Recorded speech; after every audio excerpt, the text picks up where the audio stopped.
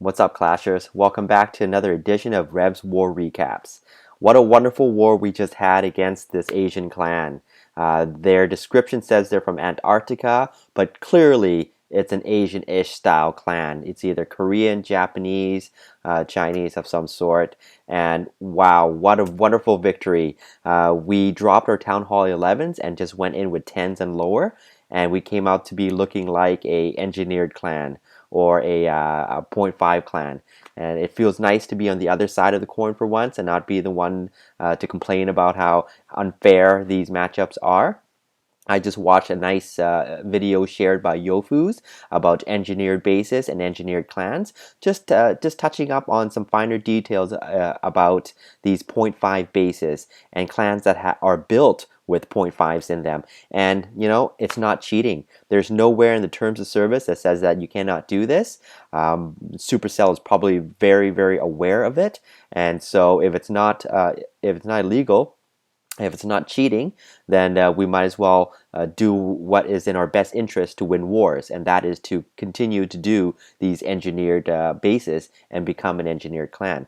They will need to address this issue. I'm talking about Supercell or the development team. They need to come out and speak about it, because if you go onto the forums, if you watch these Clasher YouTube videos, they all talk about this as being a big problem. How unfair matchups it can create, and you know, it maybe Supercell knew that this is how they wanted wars to be done in Clash. Either way, there's a lot of speculation, a lot of hate, and a lot of pros too, because a lot of people are pro point 0.5 classes or pro engineered bases, just like the way we are. We found that, you know, it might be the future of the way we have to war. So I feel that Supercell needs to step up and address this issue, clarify that if this is the way wars are going to be played, then yeah, make it a fair playing field and everybody's going to do it, or come out and make a stance about it of some sort. So either way, it's nice to see that when we drop our Town Hall 11s, we become an engineered clan. This video is going to be made out of mainly of war attack strategies. Yes, I'm going to highlight some of the attacks we had from from the past war, but at the same time, I'm going to take a chance to go over certain attacks that are very popular in our clan and show you the highlights of successful troop combinations of that type, so that you guys get an idea of the people who use HGHB or Mass Valks with Queen Walk, how they do it, and what's worked for them. So the first video that I'm going to show is from Yofus, who sent me 2 videos about his strategy and what has worked for him. So these videos are from a different clan. It's just a screen grab or video grab of the attack strategy of doing an AQ walk with Mass Valks. And the basic strategy pretty much is making sure you funnel properly. So with the AQ walk, you always want to, no matter where you drop your queen, you want to create a pathway for her. So in this case, he's going to drop this player here, King Adrock, is going to drop the baby drag to clear off the 3 defensive buildings there you see in the right.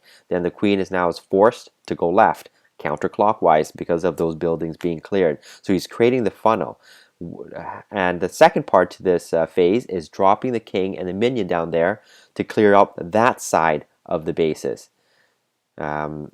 Once you create that funnel and all of the garbage buildings on the outside is cleared, well, at least he tries to trigger the CC by dropping that hog, but it died. Either way, you trigger the CC, have it come out so that the queen can take care of the opponent's queen and the CC, and once all the buildings are nicely cleared out, you just drop your Mass Valks in there. See how they all enter into that compartment?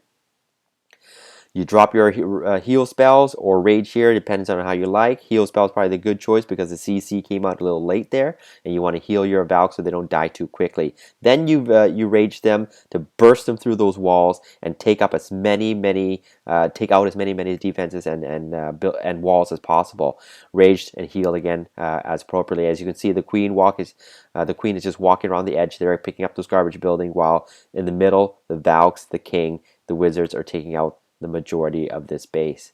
So as the attack fizzles out here, the healers are still going strong, healing the Valks to clean up that's going inside of the building, and you still have some of the healers on the outside just going through and healing the rest of the queen and the rest of the Valks. So if I can break that attack down a little bit, it's pretty much straightforward. You make sure you create a wide funnel.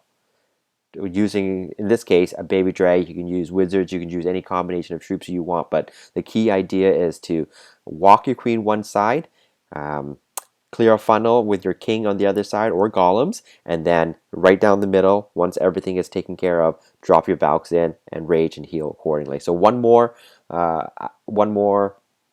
replay here to give you an idea of what that looks like. So here's another attack that Sho Vs has taken the basics of and made it into his style of attack. Once again, you drop the baby drag to start your funnel on the left side. You're going to put your queen adjacent to it. So he's going to ask his queen to go left. As you can see there, she's forced to go left. Then he drops his king on the farther left side to begin destroying those buildings to open up a whole funnel pretty much right down edge to edge on that base. Once that's done, there goes your Valks. They go right in. They have no choice but to go toward the nearest defense or the nearest building and just enter that base, and off they go. So he's going to drop down the poisons to kill the dragon. Rage, heal, rage. That's the combination of spells, sequence of spells that you might want to use for this type of attack. So it's pretty strong. The Valks are just so OP. They just run in there and just take out everything, especially how fast and how strong they are. You can't really stop them. And so another rage there to bring those Valks in faster. And as the replay is fast forwarded here, the queen the queen walks still with 4 healers.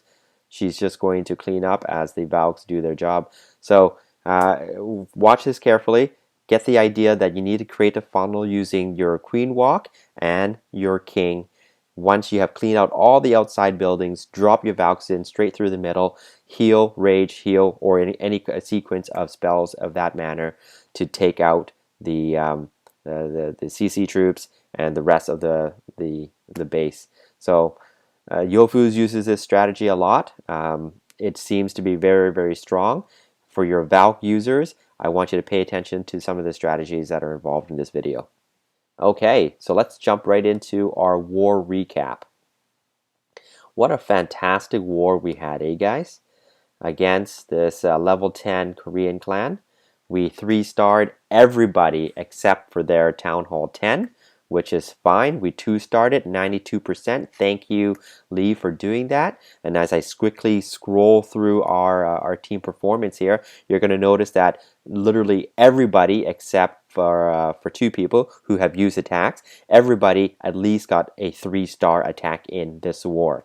What a wonderful feeling that is to at least be able to 3-star one of your 2 attacks. So you're a 50% 3-star specialist. Good job, guys. High five to everybody. So there are a few replays or highlights that I want to dive into and talk about because the attack is either unique in troop combination or it's just something that just needs to be discussed. So this one is Lee. Lee is attacking number 3 here using mass miners. So Town Hall 10 on Town Hall 9.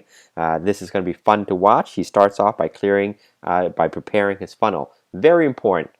Remember the 2 strategies that will give you a high chance of success for every war is A, your funneling, and B, how you handle your CC and heroes. So with the queen walk here, level 37 queen with 4 healers on her, she is going to go in and not only take out the CC in this case, she is going to take out the opponent's queen as well, and the king. So this queen here has a lot to do, but she does a wonderful job. See, and that dragon blew up in a very fireball kind of way. It was kind of graphically, it looked really neat, but it could have been accentuated by the poison spell and, of course, that mortar coming in. Once the queen has taken out the CC, the queen, and the heroes, here comes the miners. Look at them just dig in there and pop up and using their shovels smack the crap out of those buildings. You rage them, and they're still very, very powerful and strong. What I really appreciate watching here is that healing spell. I'd like to see that the healers and the healing spell made a big effect on the miners. It was a good heal. They healed quickly. It wasn't a slow heal like a golem heal or a giant heal. So it's nice to see that they respond well to being healed. The queen walked to the outside. Healers come. Sorry, I keep calling them healers. Miners doing their digging thing. And can you dig it? They took it out just like that. So that was kind of fun to watch. A lot of mayhem. Didn't know where they were going to go, but you just heal and rage them accordingly. So good job, Lee. Thank you for showing us that attack and giving us a fun replay to look over. All right, so you saw two Valk strategies that was shown by Yofus. Here you can see it live in a war that he did. He starts off with his AQ walk there to clean up off one of the sides, creating his funnel. So he's going to funnel his troops in. Can you guess where he's going to drop his king? I bet you it's about 11 o'clock. So he's going to come in and drop his king at 11 o'clock. Almost 12. Kill those buildings there. And look, once all the garbage buildings outside of the walls are cleared, drop your Valks and they just go straight into the middle. No more strays. That's simple. They get in the middle, you rage them, heal them. The queen has no choice but to be drawn in from the CC and take out that dragon and the balloons. Once she's inside, she's deep. She's taking out the ADs while the Valks are on the outside of that perimeter, just soaking up damage and quickly swiping away at the defenses. At this point here, you have 4 defense buildings and a ton of Valks and hero strengths left over, and he still has a spell left. Yes, this again is a Town Hall 10 attacking a Town Hall 9, but it's a clear strategy that works well in terms of how to funnel to make sure your Valks don't stray and go straight towards the middle. Next highlight. I'm going to showcase Daenerys' highlight here. She used air attacks on both of her attacks, mainly because she was forced to because I stole her attack. Sorry, Day. My apologies. Either way, you're going to make the highlight because we don't see air attacks very often. So I like the fact that you went ahead and did that on yours. Okay. So Day jumping in. Using a straight up shattered attack here for Go La Lune. Triggers his CC and starts with the 2 golems at the bottom at the queen side. So good job on your point of entry. Glad you picked the queen. She drops the queen side to go in. She now drops her queen to take out the CC with a poison spell and the aid of those wizards there. Now the point of this one is if once the CC is dead and the queen, you can start your air raid using the ground troops or the kill squad there as a distraction. So they're distracting all of the troops from there, especially the expo. And then now you can begin your air raid. So at the top there, you can sort of see it. She's dropping one hound or 2 hounds first, sorry, and then balloons, and then 1 hound and more balloons in a clockwise formation. You always want to do it either in one direction or the other. You don't want to chop it up and go left and right or east and west type of scenario. You want to do it clockwise or counterclockwise. And as you can see, the wonderful hounds here are just coming in and taking their time to soak up all that damage from the AD, from the archer tower, from the wizard tower, while the balloons just sneak in and do all the damage. She does run out of balloons over here because they're running out of spells. The AD, that AD was a little too far off to the edge, but still, she was so powerful and so strong. She manages to take this guy out very, very easily. So great job, Daenerys. Glad that hound popped near the end there to give you some more extra pups so that they can fly around and take care of the rest of the remaining garbage buildings. So high five, Day. Daenerys, good job. Thank you very much for doing that air raid. And you know what? I'm probably going to highlight another air raid that you did on number 11 as well, just because it's a different type of a Gola Loon. I believe you call it a Pentaloon attack or something, using 5 hounds. That's a ridiculous amount of hounds. All right, so Scott's attack doing HGHB. I want to point out that, again, I was just trying to bring out different attack strategies that our clan uses that are very popular and showcasing the 3-star attacks. So great job on Scott here to throw down his giants and healers and bowlers at the queen side. CC side as well, so you get a double bonus that way. They come on in here. Queen goes left, and he aids them with the hogs on the left side because the healers and the giants are at the bottom, just soaking up the damage, just distracting those troops, while the rest of the guys, the hogs and the queen, takes out the rest of the base. Queen goes down, but the healers are still so strong. They're just going to act as distractants or meat shields. As you can see here, the king's been going away at those giants for a while now, and there's still a ton of them left over, while 1 or 2 wizards were pecking away at the king to finally kill him. Even up to this point here, everybody's kind of focused on the giants as they get closer to those defenses, and the healers just sustaining them while the wizards walk around and clean up the garbage building. So wonderful attack. Sometimes when things don't go your way, having healers or an HGHB attack can do wonders as the healers split and heal the right components of your troop. So good job, Scott. Thank you for doing that and getting 3 stars and showcasing HGHB. Now, jumping right into today's attack on number 11, I said I was going to showcase 2 of her air raids. Here's another one. This one's a little tricky. She's going with 5 hounds right in, so that means you got to kill the CC, and usually you want to take out the queen, but you don't. She didn't take out the queen in this case here. She probably knew that going in. I'm probably going to say that she does. She's a very smart and clever, intelligent lady to know that the hounds there and the balloons are strong enough to kill that low-level queen.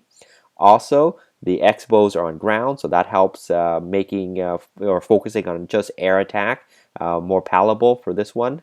And sure enough, she just comes in with all rage spells and raging accordingly, while the hounds, so many of them, just coming in and distracting, taking up all the air mines, and just sitting on top of the ADs and just waiting to pop. Pop, pop, pop. Because in this case here, you want your hounds to pop near the last AD, just so that you have your pops. But you notice there, the hound just popped there, and the wizard tower took out all of her pops. That happens from time to time if the timing is right, where the wizard or even an air mine would take out all of your pops as soon as the hound pops. But in this case, she has more than enough because the balloons are still plentiful. And look at that. Everything is dead except for the garbage building. It's just cleanup time. Great job on attacking 11 day. These are great attacks, guys. I'm so glad our clan is diverse with different strategies that we can learn off of each other. We can cross-train and pass on these techniques to each other so that we're well-versed and have a gamut of attackable. A gamut of attacks that we can throw at different bases. So we're not just a one-trick pony.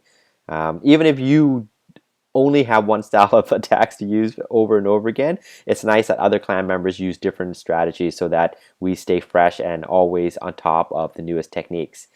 This next one I want to show is of Rishi using mass hogs. What I love about this is the strategy he uses for healing his hogs. So he enters the base at the bottom here, going in at the big gap.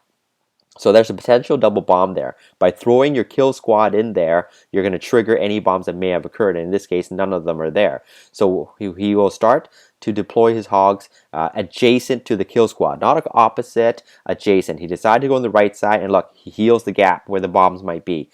Throw some hogs up to the top, wait till they kill the defenses, and approach the gap.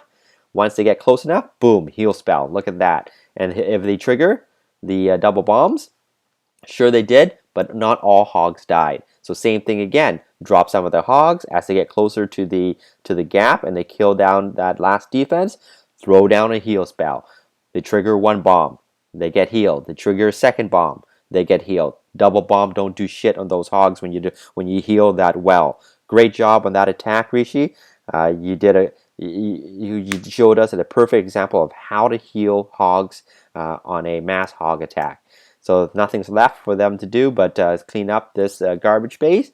So Rishi, high five to you. You're going to college, you're getting 3 stars, and you're recruiting high members in the forums. So you're doing a lot of good things for this clan. Keep it up, my friend. And that's it, guys, for highlights and attacks. Let's move on to war prep. Okay, so we're up against South Korea. Nice to see that this is a fairly even matchup, especially up top. We do have more Town Hall 10s than they do, but that doesn't mean, I mean, two of our Town Hall 10s are actually 9.5, so it actually means we have a fairly good matchup. They do have one more Town Hall 9 than we do, but we have more 9.5, so the favor is slightly in our side. They do have a max Town Hall 11, one max Town Hall 11, and the other one is very close to being max. So our top, if our Town Hall 11s take care of their Town Hall 11s, then our 10s can take care of 10s and lower. That means we have extra attacks on the 9s. So the stress in this war here is how well we perform up top for the 10s and 9s. I think we have a great chance of winning this war. They are a level 9 clan at 92 wins. So total wins for them is 92. They're at a level 9 clan. That means they've won a lot. So if you're able to view their war record, you're probably going to see that they have probably 80 plus wins out of the 92. Because you need to have that many wins to be a level 9 clan. You have to have a certain minimum amount. So I'm sure these guys are really good at doing at you know a 3-starring basis. I'm getting a little tired, rubbing my eyes a lot here, so I'm probably gonna end it here, guys. I want to say thank you for a good bounce back war. Even if we were slightly outmatched, I wouldn't say that. Even if we were ahead in that last war, it was still a very good one to win. It was a feel-good win. And this next matchup here is something that is challenging that we always need. You always need to stay challenged, because if you're not growing, then you're becoming stale, and it's never a good place in the end, because if you get comfortable, comfort's not good. You always want to stay on the edge of being challenged so that you grow every day. And that's part of life, is to keep growing and keep learning. And so now that we challenged ourselves with this next one, I'm hoping that we do win this war, because I know that we are a lot better when we're tightly matched. We can outperform because we are a tight-knit clan that way. I know that we can definitely step up and win these tight wars. So keep clashing, you guys, and see you at the next war recap. Bye.